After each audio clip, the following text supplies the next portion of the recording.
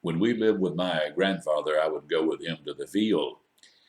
He would give me a hoe and I would hoe, and he would plow with a mule. Sometime up in the morning, he would say to me, Donnie, take this jug, go down to the spring and bring us some water. I would go down to the spring, flowing, bubbling, cold, dip the jug in the water, fill it, put the cap back on it, bring it back to my grandfather and to Uncle Gus. They would stop the mules, and then they would take the jug and they would take turnabout drinking from the same bottle. I drank some too, and very good. Couldn't do without it, as a matter of fact.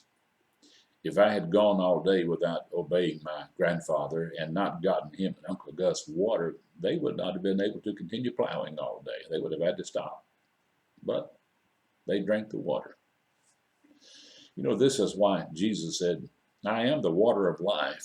He who comes to me will never be thirsty again, but instead will have water just springing up like an artesian well, like a beautiful, bubbling, cool spring, nurturing and nourishing those about us.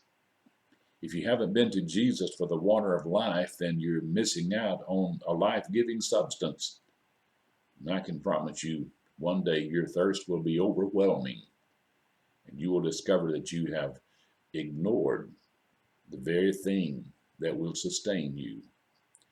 Come to Christ. He is the water of life, not just the water of life. He says he's the bread of life. We need Christ for nurture and for life. Come have a drink. You'll be glad that you did. Thanks for watching today's Light and Love from Liberty.